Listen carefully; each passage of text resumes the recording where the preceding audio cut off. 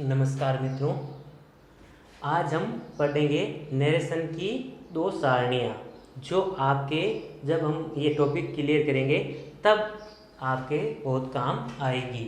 तो पहले जो सारणी लेते हैं हम chart of tense. Chart of tense मतलब कैसे हम डायरेक्ट से इनडायरेक्ट में जब सेंटेंस को चेंज करते हैं तो टेंस को किस प्रकार चेंज करते हैं। जैसे कि जो आपको सेंटेंस दिया गया है और यदि मान लीजिए वो प्रेजेंट सिंपल का है तो एक बात तो है कि जो आईडीएस होता है वो हमेशा पास्ट टेंस में ही रहता है। तो ना तो आपको फ्यूचर या प्रेजेंट में आईडीएस को लिखना है, जितना भी आईडीएस होगा वो पास्ट टेंस में ही होगा। प्रेजेंट सिंपल को चेंज करना है पास्ट सिंपल में। कहने का मतलब जहाँ प्रेजेंट है वहाँ पर केवल आपको पास्ट लिखना है। इनके ध्यान रखना, आपको हेल्पिंग वर्ब लिखनी है। जैसे प्रेजेंट सिंपल, प्रेजेंट सिंपल की जगह आपको लिखना पास्ट सिंपल। प्रेजेंट सिंपल का मतलब क्या है? डू डज, या फिर वर्ब की फर्स्ट फॉर्म के साथ एस या ईएस। वर्ब की फर्स्ट फॉर्म के साथ एस या ईएस हो तो कौन सा टेंस हो गया? Present simple. उसकी जगह क्या लिखना आपको? Past simple. अब पास्ट सिंपल की जो भी हेल्पिंग वर्ब होगी या जो वर्ब होगी, सकारात्मक में तो केवल वर्ब की सेकंड फॉर्म होती है और नेगेटिव में डिड के साथ वर्ब की फर्स्ट फॉर्म का प्रयोग किया जाता है। उसी प्रकार अगर आपको डीएस मतलब डायरेक्ट स्पीच में अगर आपको प्रेजेंट कंटिन्यूस टेंस मिले तो जब आप उसकी आईडीएस बनाओगे तो प्रेजेंट कंटिन्यूस की जगह आपको पास्ट कंटिन्यूस को लिखना होगा। इसकी एक बार हेल्पिंग वर्ब भी देख लो। प्रेजेंट कंटिन्यूस की हेल्पिंग वर्ब होती है is are am plus verb की फर्स्ट फॉर्म के साथ आईएनजी का प्रयोग करते हैं। और अब इज आर एम को आप किसमें चेंज करोगे? Past continuous. पास्ट कंटिन्यूस का मतलब है वाज वर के साथ में वर्ब की फर्स्ट फॉर्म के साथ ING. Present perfect, present perfect किस में चेंज करते हैं? आपको केवल प्रेजेंट की जगह पास्ट लिखना है, बाकी पीछे का जो सेम क्रम है वो लिखना है। प्रेजेंट परफेक्ट चेंज हो जाएगा पास्ट परफेक्ट में। प्रेजेंट परफेक्ट की हेल्पिंग वर्ब क्या है? Has have. किस में चेंज हो जाएगी? Past perfect. पास्ट परफेक्ट मतलब हेड। हैज हैव को चेंज करना आपको हेड में। और वर्ब की थर्ड फॉर्म होती है इसमें भी आपको थर्ड ही लिखनी है। Present perfect continuous, present perfect continuous किस में चेंज हो जाएगी? पास्ट परफेक्ट कंटिन्यूस में। अब इसकी एक बार helping verb, present perfect continuous की हेल्पिंग वर्ब होती है हैज हैव प्लस बीन। तो पास्ट परफेक्ट कंटिन्यूस की हेल्पिंग वर्ब होती है हैड बीन प्लस वर्ब की फर्स्ट फॉर्म के साथ आईएनजी। चलिए, ये तो हुआ था प्रेजेंट टेंस को कैसे आईडीएस में बदलते हैं, यानी प्रेजेंट की जगह आपको पास्ट लिखना होता है। अब यदि आपको डायरेक्ट स्पीच में कोई पास्ट टेंस मिल जाए तो उसको कैसे चेंज करना है? देखिए, पास्ट सिंपल, पास्ट सिंपल को चेंज करना है पास्ट परफेक्ट में। हेल्पिंग वर्ब तो जैसे हमने यहाँ पर जान ही ली थी कौन से टेंस की क्या हेल्पिंग वर्ब है। पास्ट सिंपल को चेंज करना पास्ट परफेक्ट में। पास्ट कंटिन्यूस को चेंज करना पास्ट परफेक्ट कंटिन्यूस। अब इसका मैं थोड़ा सा आपको बताना चाहूंगा। जैसे ही पास्ट टेंस आए तो सबसे पहले पास्ट का कौन सा भाग होता है? Past simple. दूसरा कौन सा होता है? Past continuous. तीसरा कौन सा होता है? Past perfect. और चौथा होता है पास्ट परफेक्ट कंटिन्यूस। तो आपको ये ध्यान रखना है, अगर पहला क्रम आ जाए, पहला क्रम मतलब पास्ट सिंपल आया हुआ है तो आपको एक छोड़ करके अगले में चेंज करना है। पहला क्रम है तो एक छोड़ दो, और तीसरा कौन सा क्रम है इसका? ये छूट जाएगा। और तीसरा कौन सा है? Past perfect. तो पहला किस में चेंज हो जाएगा? तीसरे में। तो यहां पर ये देखो, पास्ट सिंपल पहला क्रम है तो पहला क्रम आ जाए तो किस में चेंज करना है? तीसरे में। तीसरा कौन सा होता है? Past perfect. तो ये पास्ट सिंपल किस में चेंज हो जाएगा? पास्ट परफेक्ट में।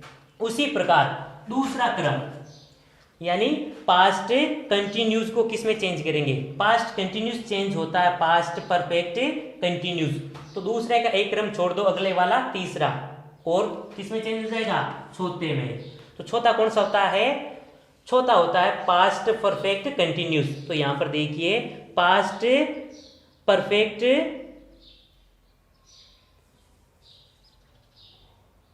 पास्ट कंटिन्यूस, ये चेंज हो जाएगा पास्ट परफेक्ट कंटिन्यूस में। अब तीसरे को चेंज करते हैं। तीसरा क्रम कौन सा होता है पास्ट का?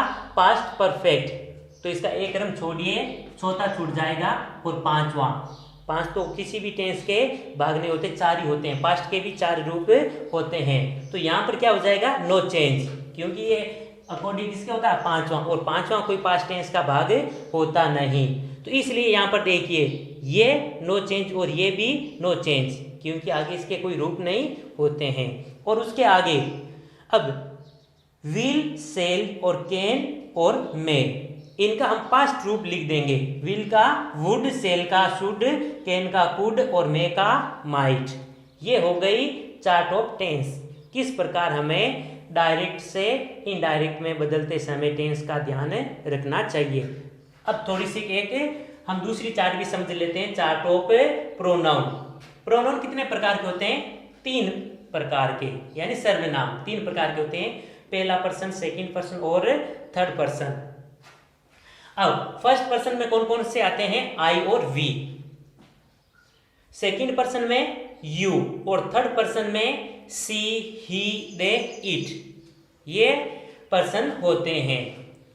अब पहला प्रोनाउन जो है फर्स्ट पर्सन जो है वो है आई और वी। अब इनके क्रम फर्स्ट, सेकंड और थर्ड। अब दूसरी भाषा में यानी ये सब्जेक्ट जो फर्स्ट क्रम है ये सब्जेक्ट का होता है, सेकंड ये ऑब्जेक्ट का।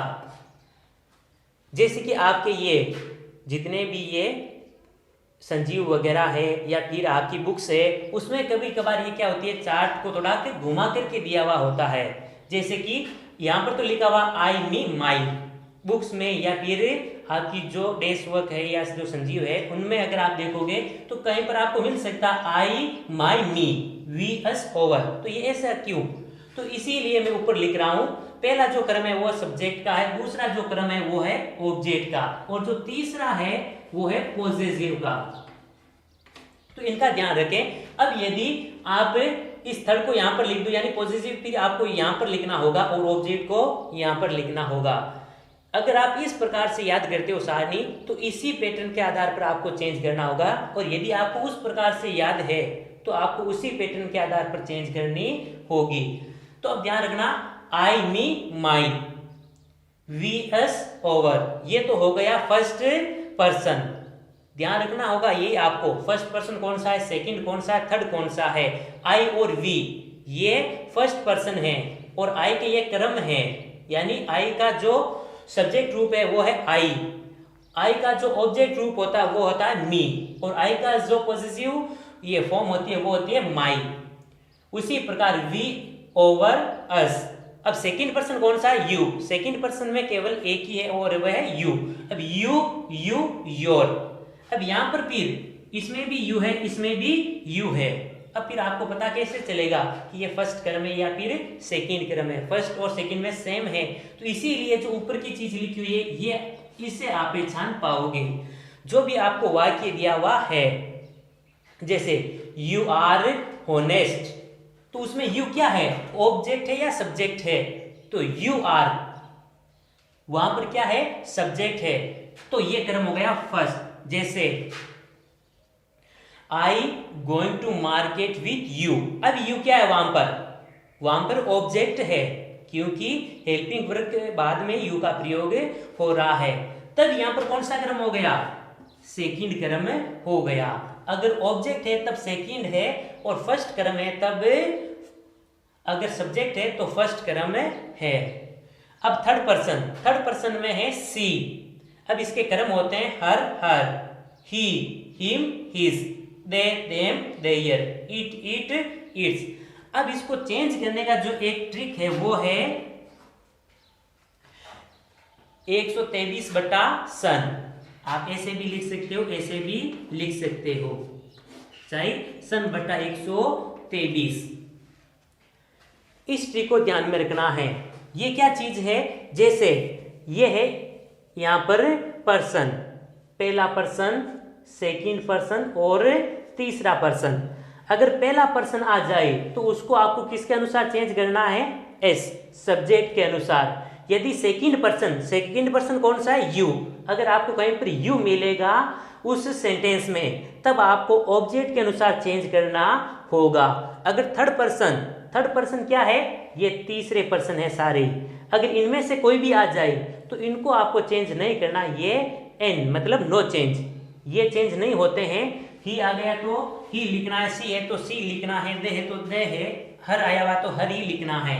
अब चेंज होंगे एक तो सेकंड पर्सन और एक फर्स्ट पर्सन, और आगे भी और इनसे संबंधित बातें करते रहेंगे जब हम ये टॉपिक पढ़ेंगे।